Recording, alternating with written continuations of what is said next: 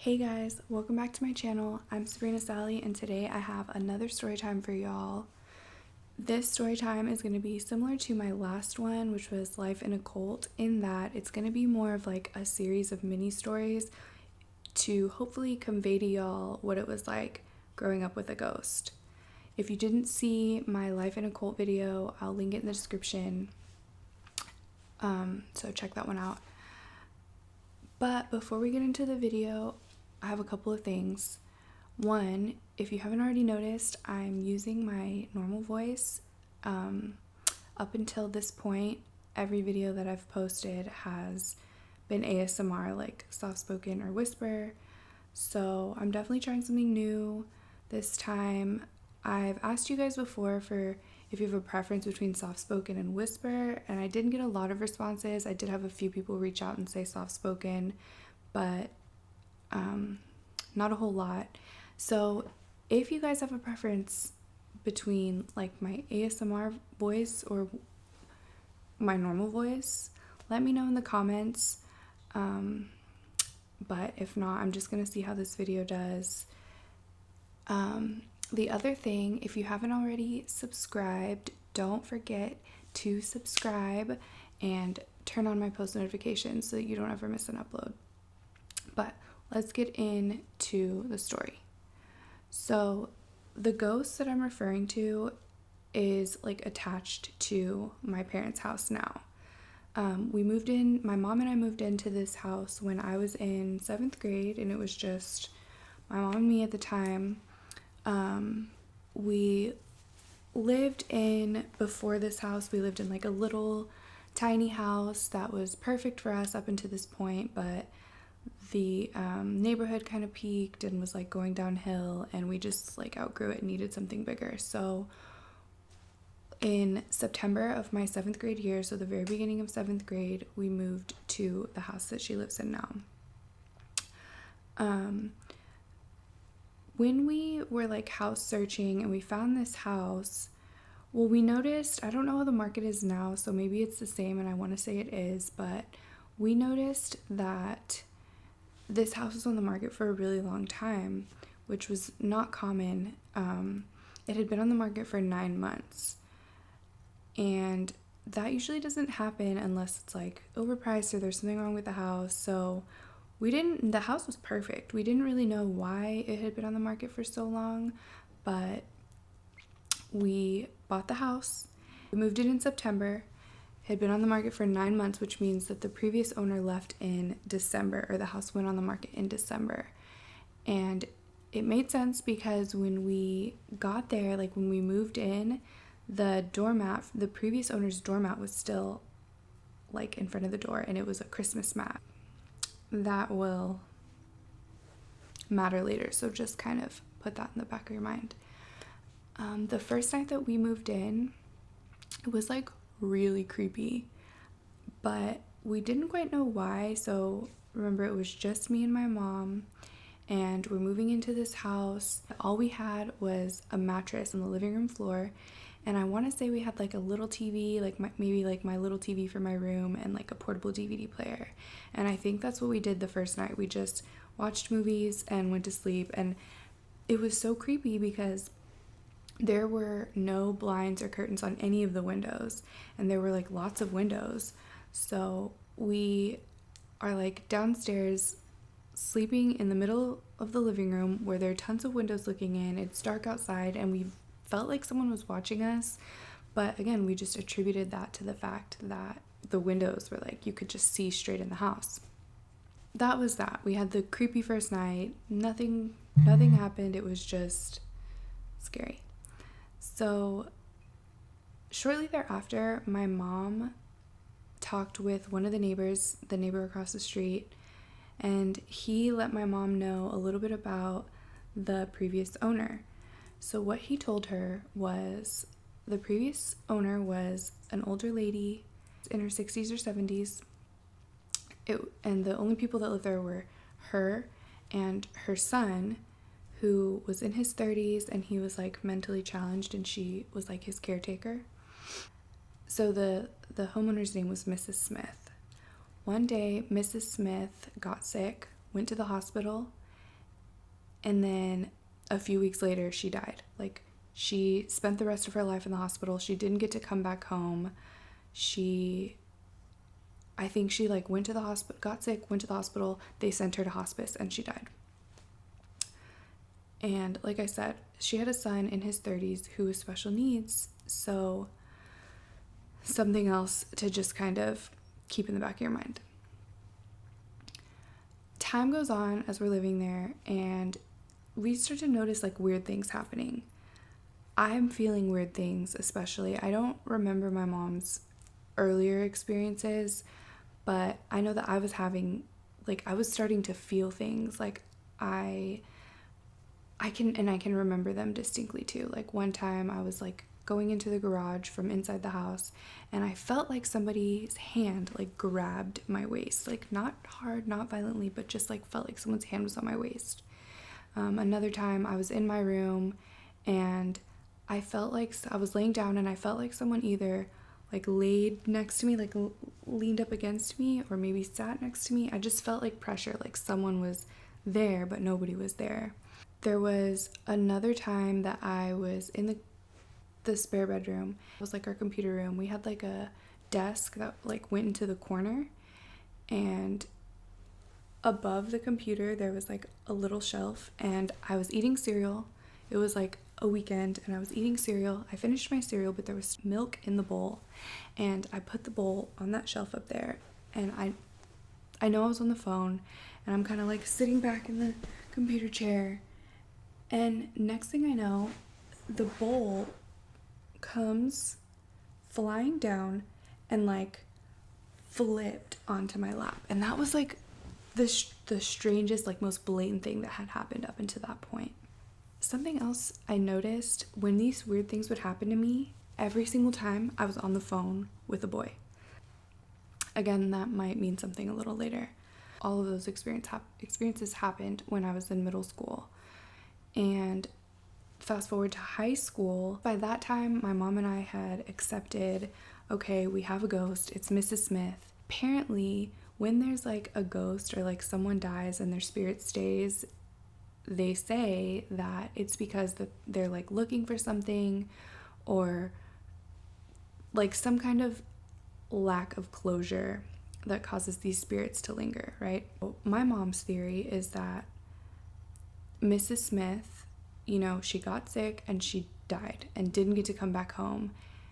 And so my mom thought that she was sticking around the house looking for her son, right? She's the primary caretaker for her special needs adult child, and she never got to like come back and move him out or anything like that. So that's kind of where we were mentally by the time high school started. It's worth noting, nothing, and I kind of touched on it, nothing like violent or super scary happened other than the fact that these things that we didn't understand were happening, right? Like it was scary because we were like, oh my god, there's a ghost. But other than that, it wasn't super scary.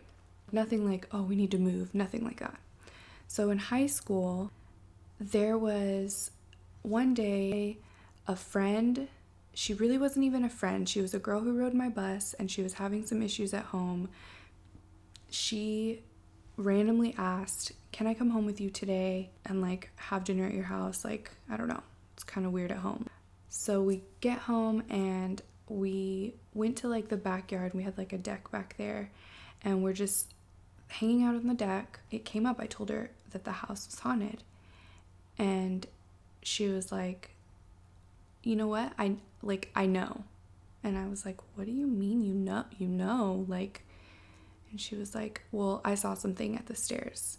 So where we were sitting on the deck facing the house in the backyard. So we're in the backyard facing that back of the house. There's like a sliding glass door that we can see straight through, and you see like into the living room and straight to the stairs. And the stairs kind of they were like a U or like a horseshoe. And so you could like see the stairs, and she said, yeah, I saw something on the stairs. And she was like totally nonchalant about it, and I was like, really? She was like, yeah. So that was that. Around the same time, but after that incident, I had like a few people over, and I was dating this guy back then, and we'll call him Jake. And Jake's best friend was also over. Now, I had like told them that there was a ghost in the house, and Jake was like, yeah, right, like whatever, okay, yeah. Like he was just like stupid about it. He was like, no. Well, his best friend was like no, I saw something. And I was like, you saw something? I never like saw anything. I felt things, but I didn't see anything. So I'm like, okay, what did you see? And he said he saw someone at the stairs. That was a little freaky to me because he didn't neither Jake nor his best friend went to my school, and I barely knew that girl who rode the bus home with me. Like I said, she rode my bus. We weren't really friends, like didn't have any problems or anything. We just didn't really know each other well, and she was really quiet. And these guys like went to like a school that was super far. They didn't know each other, and so it was really weird that he said he saw something at the stairs, or someone at the stairs. Like, okay. Well, I knew we had a ghost, so like I didn't question it. I just thought it was kind of creepy. So after that, like more things started happening, and when I was in high school, I had the master bedroom. So I had a bathroom in my room. I was downstairs and I came up, and one of my friends was super freaked out because she woke up to the bathtub like running, and nobody else was in there but her. So that was kind of like, she was really freaked out by that. That's one weird thing that happened. Another thing was I had a group of people over spending the night, and everyone was asleep but me and my friend were just like quietly talking to each other, and randomly the TV turns on. And what's even weirder, I know you're thinking like, oh, somebody had the remote, somebody was messing with y'all, somebody rolled. I didn't have a remote. Like my remote to this TV I don't know what happened to it. It didn't exist. I didn't have the remote. And it just randomly turned on like late at night. So that was kind of weird. There was this one time, and it's funny because, so the friend that I said like kind of lived with me for a little bit, this was like my sophomore year. Her name's Ashley. I texted her like day before yesterday, like recently before filming this video, because I wanted to see if she had any like memories of Mrs. Smith that I needed to mention. And I had also asked my mom about this like a couple weeks ago, maybe a week ago, and they both remembered this story. My mom had several, but Ashley and my mom both remembered this story. And it was, so what happened was Ashley and I were home alone, and we were in my room, and we had my bedroom door shut. So we heard footsteps coming up the stairs, and my mom was on her way home, so we just assumed it was her, but we didn't hear the front door open or close, so that was like kind of weird. We heard the footsteps, didn't think anything of it. We heard my mom's bedroom door like slam shut, and we were like, that's kind of weird, because usually my mom got home, she would talk to us. She was not the type to just like come in and slam a door shut, you know what I mean? Like, especially not without making her presence. Like maybe if she was mad, she'd slam a door, but she wouldn't do it without making her presence known first. Like, she's not just gonna like throw a fit, like like no. So we were like, what the hell? And so like we come out of my room, we're looking.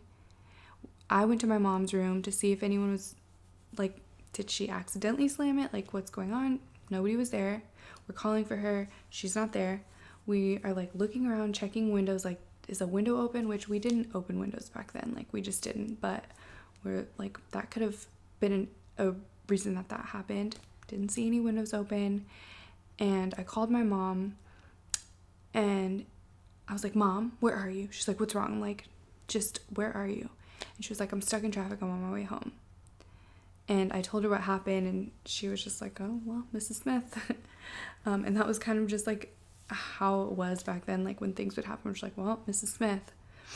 But like certain instances freaked us out more than others, like especially when it came to seeing things or hearing things, as opposed to oh, it feels creepy, or oh, I feel like someone touched me, or I'm feeling like someone's presence. Like, you know, that's a little different than hearing a door slam or hearing footsteps or some of the other things that happen, like the TV turning on or water turning on.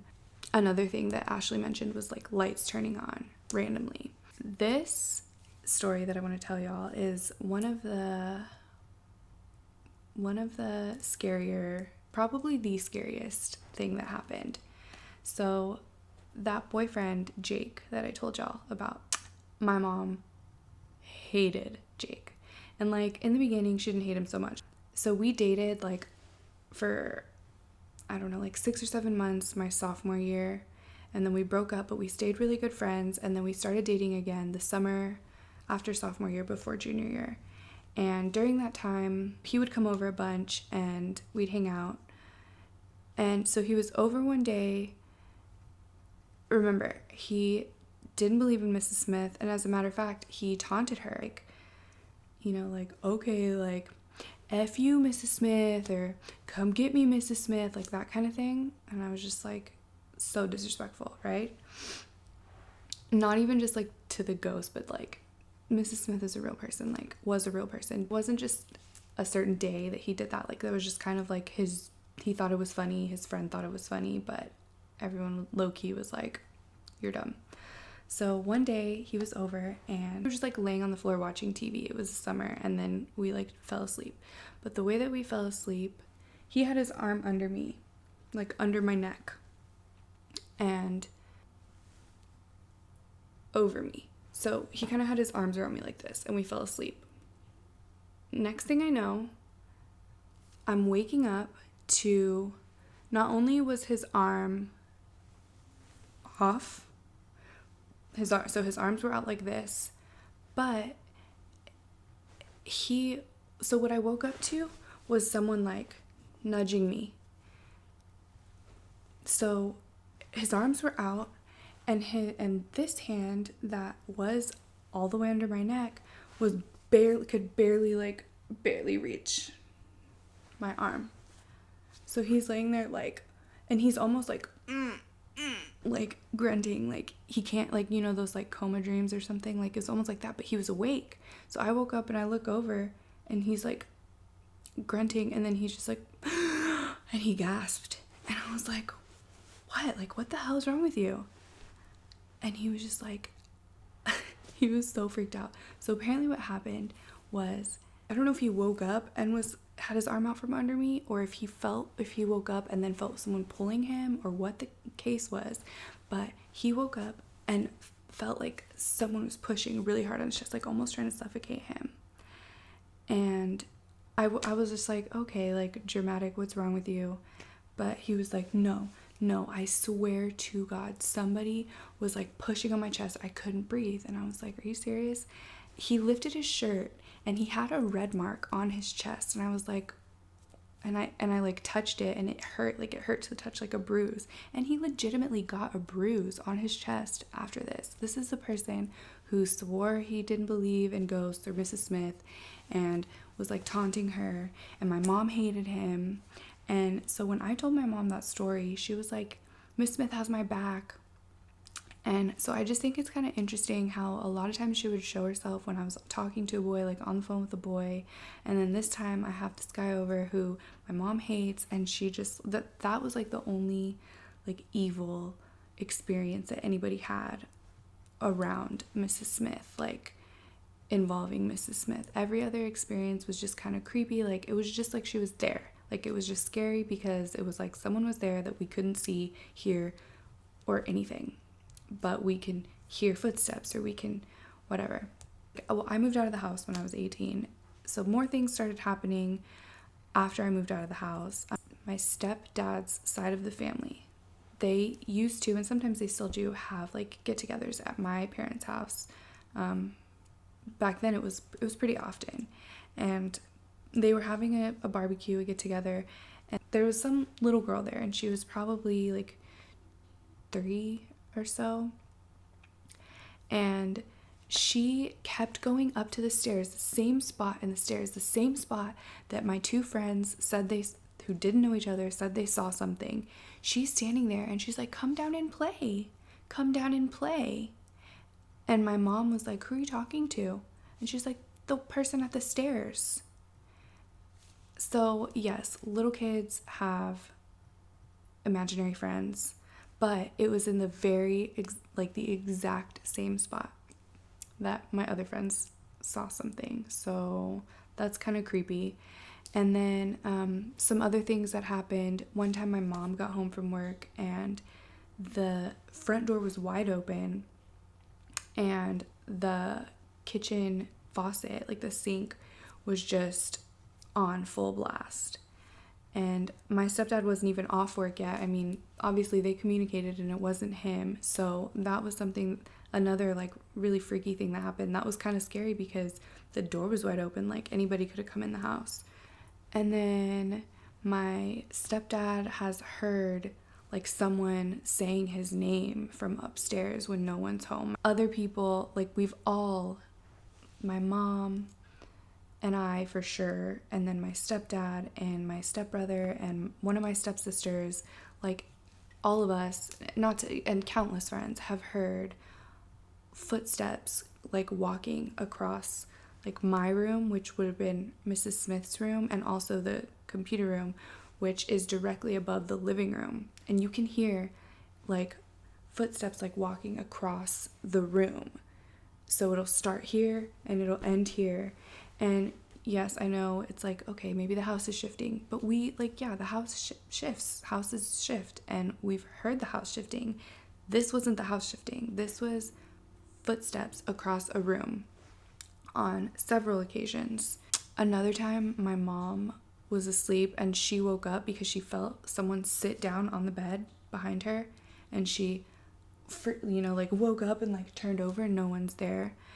And another time my mom and my stepdad were watching TV, and they used to have like this bookshelf that was full of DVDs, and like a DVD just went flying like off the bookshelf, just similar to the way the cereal just like flipped over into my lap. So the DVD just like flew out.